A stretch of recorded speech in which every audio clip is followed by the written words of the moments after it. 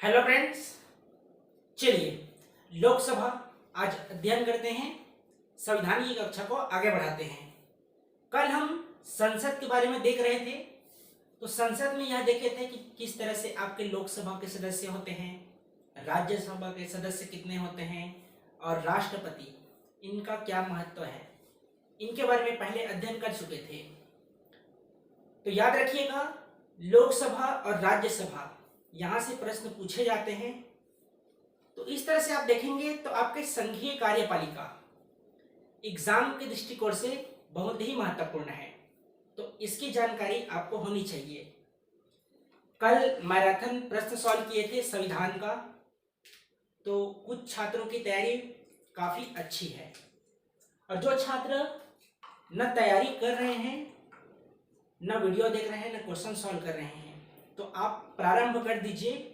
Notification आने वाली है, ठीक है। तो आप सभी तैयारी प्रारंभ कर दीजिए और टेस्ट में शामिल होइए और स्वयं की तैयारी का आप आकलन कर लीजिए, ठीक है। तो सबसे बढ़िया है अपने तैयारी को आकलन करने का कि आप दूसरों के साथ टेस्ट दीजिए और वहाँ देखिएगा किस तरह से कितने फास्ट आंसर आपके सामने वाला बंदा या बंदी देती है, उसको आप देखिएगा, ठीक है। चलिए आज बात करते हैं लोकसभा के बारे में। तो कल आप सभी प्रारूप इसका देख चुके हैं। आइए सबसे पहले सामान्य परिचय देखते हैं। तो कल जब प्रश्न सॉल्व कराया जा रहा था तो संवैधानिक स्रोत में बताया गया था कि लोकसभा आपके ब्रिटेन के संविधान से लिया गया है, ठीक है। ब्रिटेन के संविधान से प्रभावित है आपका लोकसभा का जो पद है। लोकसभा का उल्लेख भारतीय संविधान के अनुच्छेद 81 में है। इसके बारे में कल अध्ययन कर चुके हैं, ठीक है, जब रूपरेखा बनाए थे। तो आइए कुछ विशेष बातें हैं उसको देख लीजिए। पहला, जनता का सदन। जनता का सदन क्यों कहते हैं लोकसभा को जनता का सदन? तो जो लोकसभा के सदस्य होते हैं अर्थात सांसद होते हैं, इसको आम जनता जिनका नाम मतदाता सूची में शामिल है प्रत्यक्ष तौर पर अपने मत का प्रयोग करते हैं। गुप्त मतदान होता है, सामने वाले को पता नहीं रहता कि आप किसको अपना मत का प्रयोग कर रहे हैं। तो ये जनता द्वारा चुने प्रतिनिधि होते हैं जो संसद में बैठते हैं और अपने क्षेत्र के मुद्दों पर चर्चा परिचर्चा करते हैं। तो इस तरह से इसे जनता का सदन कहा जाता है। दूसरा क्या है? लोकप्रिय सदन। क्यों कहा जाता है लोकप्रिय सदन? तो लोकप्रिय सदन कहने का आशय है कि जनता के प्रतिनिधि संसद होते हैं, जो सांसद आपके सदन में बैठते हैं। जनता अपने प्रतिनिधि चुनते हैं, उनको प्रिय लगते हैं तभी उसको अपना नेता के रूप में चुनते हैं। तो इस तरह से दोनों का अर्थ अगर देखना चाहें तो जनता के द्वारा चुनते हैं इसलिए जनता का सदन है, जनता को प्रिय लगता है इसलिए लोकप्रिय सदन कहा जाता है लोकसभा को। लोकसभा में याद रखिएगा यह अस्थायी सदन है, ठीक है। जबकि राज्यसभा में हम अध्ययन करेंगे कि राज्यसभा स्थायी सदन है, उसमें सदस्यों की केवल परिवर्तन होती है, जबकि लोकसभा विघटित होता है, ठीक है। संरचना किस तरह से है?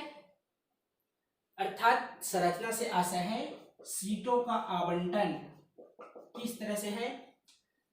तो मूल संविधान में 552 सीटों का उल्लेख किया गया है कि 552 से अधिक सीट नहीं हो सकते हैं। जो 552 सीट है 1971 के जनगणना पर आधारित है और इस सीटों में परिवर्तित होगा 2026 में। याद रखिएगा यह भी प्रश्न पूछा गया है। तो 2026 में लोकसभा सीट का परिवर्तन होगा, परिसीमन होगा। वर्तमान में आप देखेंगे तो 545 जो सदस्य हैं, लोकसभा सदस्य हैं, जिसमें से 543 आपके प्रत्यक्ष रूप से चुने जाते हैं, जबकि 2 व्यक्तियों का जो एंग्लो इंडियन होते हैं उसका मनोनयन किया जाता है और मनोनयन किया जाता है भारत के राष्ट्रपति द्वारा। अनुच्छेद है 331। इसको आप याद रखिएगा। इसमें जो 543 हैं, 543 सदस्य में से अनुच्छेद 331 के तहत कल आप सभी को बताया गया है एससी और एसटी कितना सीट दिया जाता है, आप सभी कमेंट बॉक्स में बताइए, लाइव चैट में बताइए। एससी के लिए कितना सीट आवंटित है और एसटी के लिए अर्थात कितना कितना सीट आरक्षित किया गया है। कल आप सभी को बताया गया है कि अनुच्छेद 331 के तहत 543 सीट में से एससी के लिए और एसटी के लिए, एससी के लिए आपका 84 और एसटी के लिए 47 सीट आरक्षित हैं। ठीक है, तो इसको आप याद रखिएगा। ये हुआ आपका संरचना के बारे में। अगला देखिए सीटों का निर्धारण। तो जो सीट का निर्धारण किया गया है 552 जो अधिकतम होगा, वह क्षेत्रफल के आधार पर नहीं किया गया था बल्कि जनसंख्या के आधार पर किया गया था और जनसंख्या के आधार पर ही लोकसभा सीट आवंटित की गई है। जिस तरह आप संविधान सभा में देखे थे, कल प्रश्न भी सॉल्व किए थे, तो 10 लाख जनसंख्या पर एक प्रतिनिधि संविधान सभा में शामिल हुए थे। तो उसी तरह से जो 552 सदस्य हैं, ये जनसंख्या के आधार पर है सीटों का आवंटन किया गया है। ठीक है, तो आप सभी कमेंट बॉक्स में बताइए कि छत्तीसगढ़ में लोकसभा सीट कितना है। लाइव चैट में बताइए कि छत्तीसगढ़ में लोकसभा सीट कितना है। तो याद रखिएगा 11 लोकसभा सीट हमारे छत्तीसगढ़ से हैं। सीटों का निर्धारण देखिए कि जनसंख्या के आधार पर हुआ है, न कि क्षेत्रफल के आधार पर। लोकसभा सदस्य बनने के लिए आपकी योग्यता क्या होनी चाहिए उसको देख लीजिए। तो पहला, भारत का नागरिक हो, यह तो सबसे महत्वपूर्ण बात है। दूसरा, मतदाता सूची में उस क्षेत्र में उसका नाम उल्लेखित हो, पागल या दिवालिया ना हो, ये आप प्रारंभ से ही पढ़ते आते हैं। दूसरा है लाभ के पद पर ना हो, कोई भी गवर्नमेंट एम्प्लॉय डायरेक्टर अपने पद को छोड़े बिना लोकसभा का चुनाव नहीं लड़ सकता है। तीसरा, न्यूनतम आयु 25 वर्ष होनी चाहिए। ठीक है, न्यूनतम आयु 25 वर्ष होनी चाहिए लोकसभा सदस्य का चुनाव लड़ने के लिए। अगर 25 वर्ष से कम आयु का है तो वह लोकसभा का चुनाव नहीं लड़ सकता है, भले ही अपने स्थानीय निकाय जैसे पंचायती राज के अंतर्गत ग्राम पंचायत है, जनपद पंचायत, जिला पंचायत, 18 वर्ष से अधिक आयु का व्यक्ति चुनाव लड़ सकता है। ठीक है, तो न्यूनतम आयु होनी चाहिए 25 वर्ष। अगर आप लोग पंचायती राज व्यवस्था पढ़ना चाहते होंगे तो बता दीजिएगा, आज से 12 बजे की क्लास आप सभी के लिए आयोजित कर सकता हूँ। ठीक है, जो प्रीलिम्स स्पेशल आप सभी के लिए क्लासेस हैं, जो एग्जाम में पूछे हुए प्रश्नों को एक संकलन क्लासेस है, उसको मैं 3 बजे या 4 बजे आपके लिए आयोजित कर दूंगा। अब बता दीजिएगा कमेंट करके। निर्वाचन देखिए, जो सदस्य हैं उनका निर्वाचन प्रत्यक्ष तौर पर होता है। प्रत्यक्ष कैसे? तो आम जनता इन्हें सीधे अपने मत का प्रयोग करके नियुक्त करते हैं। गुप्त मतदान होता है, तो गुप्त मतदान कैसे? वहां आप देखेंगे चुनाव जो अधिकारी आए रहते हैं, रिटर्निंग अधिकारी हैं, ठीक है, जो मतदान अधिकारी रहते हैं वहां पे बैठे रहते हैं मतदान अधिकारी, और आप अपने मत का प्रयोग गुप्त रूप से करते हैं, किसी को पता नहीं रहता कि आप किसको अपना मत दिए हैं। ठीक है, तो गुप्त मतदान है और प्रत्यक्ष रूप से आप चुनते हैं, इसलिए प्रत्यक्ष चुनाव है। चुनाव कौन आयोजित करवाता है लोकसभा सदस्यों का?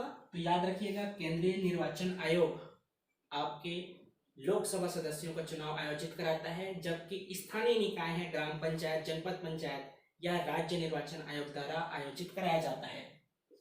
कार्यकाल कितना होता है? तो लोकसभा का कार्यकाल 5 वर्षों का होता है। जब तक बहुमत है तब तक लोकसभा के सदस्य अपना मंत्रिपरिषद गठित करते हैं और अपने में से किसी एक को प्रधानमंत्री के रूप में नियुक्त करते हैं। तो लोकसभा के आधार पर ही सरकार का निर्धारण होता है। अगला देखिए शपथ। जो नवनिर्वाचित सदस्य होते हैं, जो अपने क्षेत्र से विजित होकर संसद में प्रवेश करते हैं, आखिर उनको शपथ कौन दिलाता है? आखिर सभी लोकसभा सदस्यों का चुनाव तो एक साथ होता है, तो याद रखिएगा प्रोटेम स्पीकर द्वारा उनको शपथ दिलाया जाता है और उस प्रोटेम स्पीकर को भारत के राष्ट्रपति नियुक्त करते हैं। तो ये प्रोटेम स्पीकर कौन होते हैं? एक तरह से ये आपके अस्थायी अध्यक्ष होते हैं, ठीक है। और अस्थायी अध्यक्ष कौन है? जो सर्वाधिक बार संसद में प्रवेश किए हैं, जो सर्वाधिक बार विजित हुए हैं और संसद में प्रवेश करते हैं। तो सर्वाधिक बार विजित व्यक्तियों को भारत का राष्ट्रपति प्रोटेम स्पीकर की नियुक्ति करता है, जिनका कार्यकाल लोकसभा अध्यक्ष के नियुक्ति तक ही रहता है। कहां तक रहता है? तो जब तक लोकसभा अध्यक्ष की नियुक्ति नहीं हो जाती है तब तक प्रोटेम स्पीकर अस्थायी अध्यक्ष के रूप में लोकसभा में काम करते हैं, ठीक है। ये हुआ आपके प्रोटेम स्पीकर के बारे में। इसके अलावा मान लीजिए प्रोटेम स्पीकर कब तक है? जब तक लोकसभा अध्यक्ष का विजित रूप से चुनाव नहीं हो जाता है। जब लोकसभा अध्यक्ष, जितने भी लोकसभा के सदस्य हैं उनमें से किसी एक को लोकसभा अध्यक्ष चुनने के बाद मान लीजिए कहीं उपचुनाव आयोजित होता है, ठीक है, उपचुनाव आयोजित होता है, तो उपचुनाव का जो सदस्य होगा, जो विजित हुआ रहेगा, उसको लोकसभा अध्यक्ष शपथ दिलाएगा। और मान लीजिए लोकसभा अध्यक्ष या उपाध्यक्ष उपस्थित नहीं है, तो तब की स्थिति में भारत का राष्ट्रपति जो उपचुनाव में विजित व्यक्ति रहेगा उसको शपथ दिलवाएगा। तो यह हुआ शपथ के बारे में कि नवनिर्वाचित सदस्य है या उपचुनाव के बाद निर्वाचित जो सदस्य हैं इसकी शपथ कौन दिलाता है उसके बारे में। अगला देखिए लोकसभा के कौन कौन से पदाधिकारी होते हैं। तो देख लीजिए कि प्रोटेम स्पीकर होता है पहला, तो ठीक है। दूसरा लोकसभा अध्यक्ष होता है, उपाध्यक्ष होता है। चौथा होता है विपक्ष का नेता। इसके लिए भी एक क्राइटेरिया होता है लोकसभा का नेता बनने के लिए, ठीक है, विपक्ष का नेता बनने के लिए। तो जो अध्यक्ष है और उपाध्यक्ष है, लोकसभा के अध्यक्ष और उपाध्यक्ष, इसका प्रावधान है अनुच्छेद 93 में। इसको याद रखिएगा, लोकसभा अध्यक्ष और उपाध्यक्ष का प्रावधान भारतीय संविधान के अनुच्छेद 93 में है। तो देख लीजिए प्रोटेम स्पीकर के बारे में कुछ बातें तो उल्लेखित कर लिया हूँ, एग्जाम के दृष्टिकोण से देखिए। नियुक्ति कौन करता है? तो राष्ट्रपति द्वारा। किस आधार पर? सर्वाधिक बार विजित संसद सदस्य बनने के आधार पर उनको लोकसभा के प्रोटेम स्पीकर के रूप में नियुक्ति किया जाता है।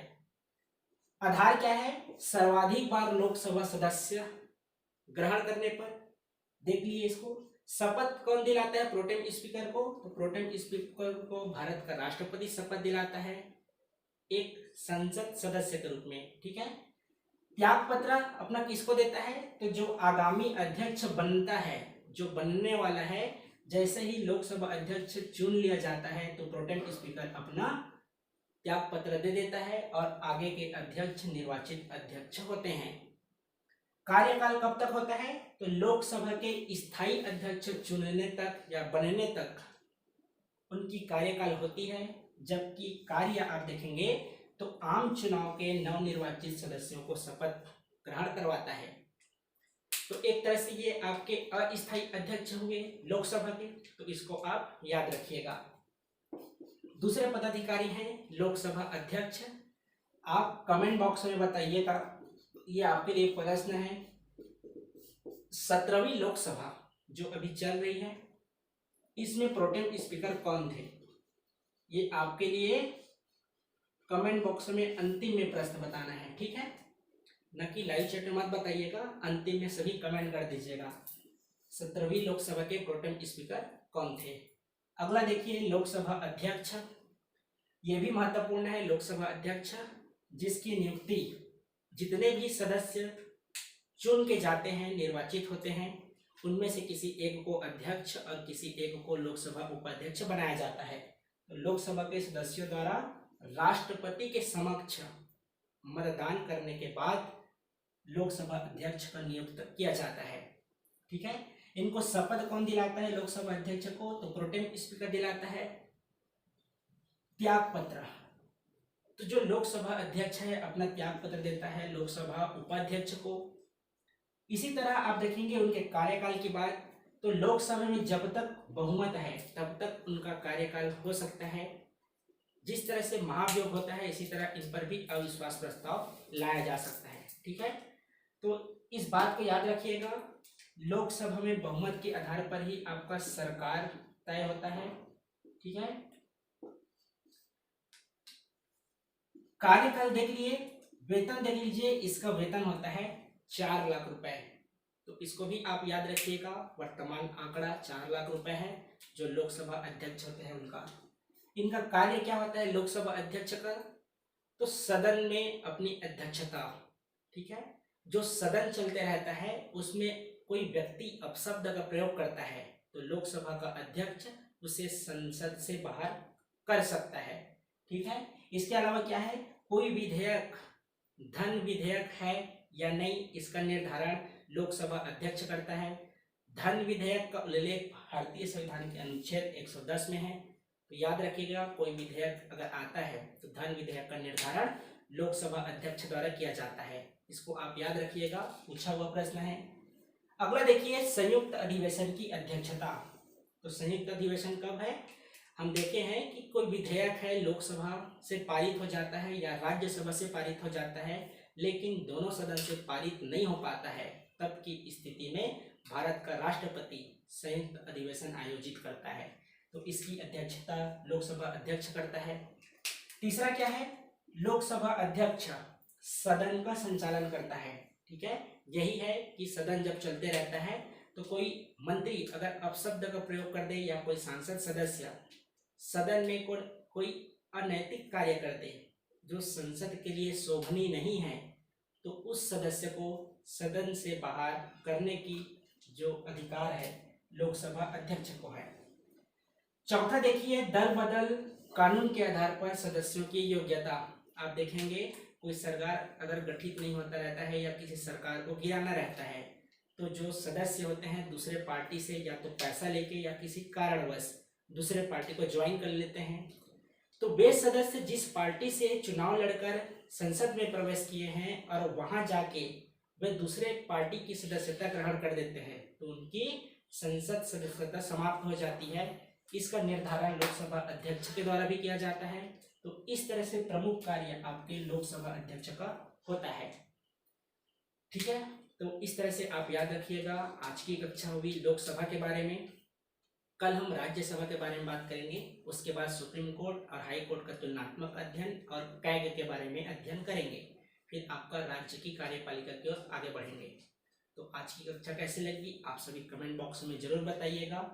और पंचायती राज व्यवस्था का आप क्या चाहते हैं, 26 नवंबर का नोटिफिकेशन आने का वेट करते हैं कि कल से क्लास प्रारंभ करें, ये आप सभी बताइएगा। ठीक है, यदि इस चैनल में नए हैं तो चैनल को सब्सक्राइब कर लीजिए, बेल आइकन को भी क्लिक कर लीजिए और टेस्ट के बारे में आपका क्या विचार है यह भी आप कमेंट बॉक्स में बताइएगा। मैं चाहता हूं जैसे आज आपका संविधान की कक्षा हुआ है तो कल आपका क्वेश्चन सॉल्व भी करा दिया जाए। यदि ऐसा आप चाहते हैं तो कुछ कमेंट बॉक्स में बताइएगा। मिलते हैं फिर कल एक नए टॉपिक के साथ। आज के लिए धन्यवाद।